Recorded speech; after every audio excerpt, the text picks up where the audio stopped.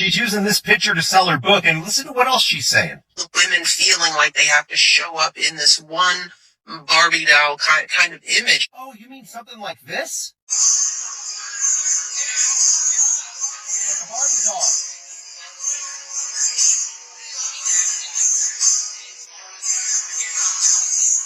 You're the epitome of it. Give it up, Michelle. You're black.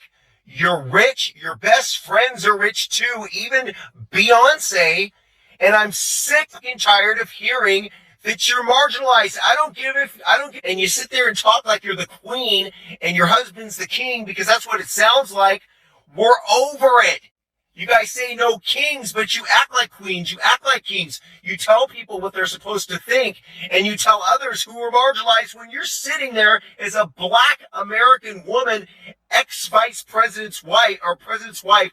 Shut. There needs to be an award created, aka Michelle, and it should be labeled the most miserable, privileged person in the world. In the latest rant and complaining of Michelle Obama, because that's all she knows how to do, she decides to tell people that she felt like she couldn't wear her hair naturally because people would criticize it. I kept my hair straight throughout the White House years so it would not be a distraction or a talking point. I knew there was absolutely no way that the first black first lady could show up in braids.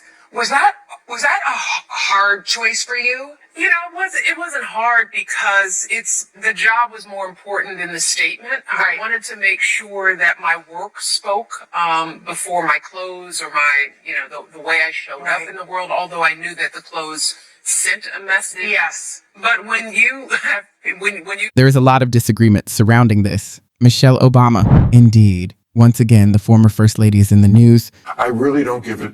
I was reading it. This shows you like how the media is. Everything is always on one side or the other.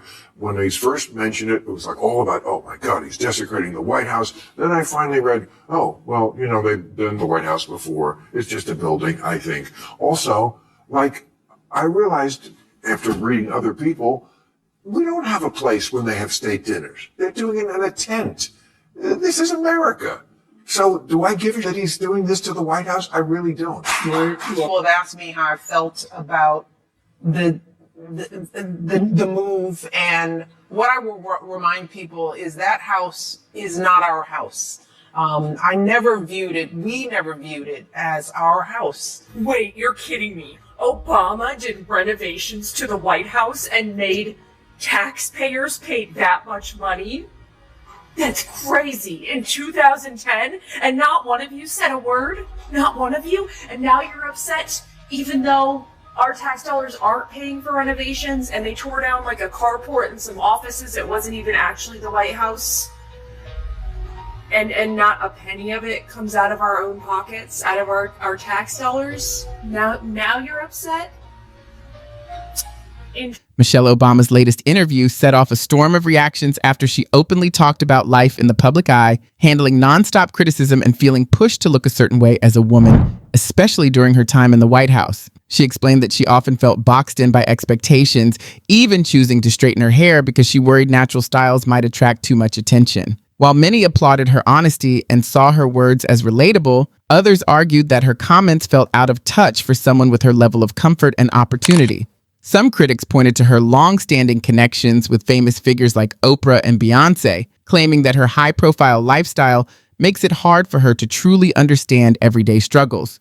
They also felt it was strange for someone in such a privileged position to talk about beauty pressures when she is part of the same world that sets those standards. These arguments have created two strong viewpoints. One group believes she is focusing on small issues when the world faces larger problems, while the other says she presents herself as overlooked despite her success. With so many voices weighing in, the conversation has turned emotional, heated, and full of strong opinions from all sides. Yeah. Well, I didn't really have that choice as First Lady. Of course. Right? Yeah. Every day, every time I was up, as we called it, I was up for the public. Yes. And the days were long. So as you mentioned, to save time. Yes. I know having a glam team, a trifecta, it feels like a luxury, but it was a necessity. Yes. There's absolutely no way that I would be able to do my hair and makeup and have clothes ready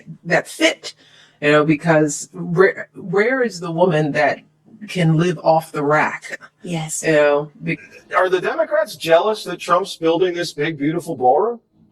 It certainly appears that way, Jesse, and I believe there's a lot of fake outrage right now because nearly every single president who has lived in this beautiful White House behind me has made modernizations and renovations of their own. And in fact, presidents for decades in the modern time have quipped about how they wish they had a larger event space here at the White House that can hold hundreds more people than the current East Room and state dining rooms can. In fact, President Obama notably complained that during his tenure, he had to hold a state visit on the South Lawn and get a very expensive tent. If you talk to journalists who have covered the White House for decades, as I do here every single day, they will also tell you that administration after administration have publicly and privately spoken about the need for a larger event space. So while many presidents have privately dreamt about this, it's President Trump who is actually doing something about it. And he is the builder in chief. In large part, he was reelected back to this people's house because he's good at building things. He has done it his entire life,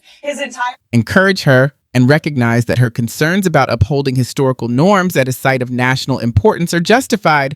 Given that previous administrations, including Obama's, completed their own changes, her critics swiftly accuse her of being hypocritical. People are drawing old receipts from enhancements that occurred during the Obama administration, but received less public attention. Some others are even citing data to back up their statements, stating things like, "Oh, come on, Michelle. Did you see what they did to the White House? How could anybody stand behind this? How could anybody just be silent? Wait, you're kidding me. Obama did renovations to the White House and made taxpayers pay that much money? That's crazy. Now you're upset? Interesting. Many critics argue that Michelle's comfortable lifestyle weakens her claims of hardship, insisting that her wealth and fame don't reflect the struggles most people face, which fuels even more public doubt about her message. They also point out, sometimes repeatedly, that being a black woman in America doesn't exempt her from criticism, and some even claim she uses her identity to deflect fair pushback. To them, she appears sheltered by celebrity life, unaware of its perks while calling for changes that mainly affect others.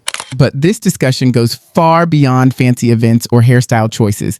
It taps into larger cultural questions about power, identity, and the expectations placed on women in high-profile positions.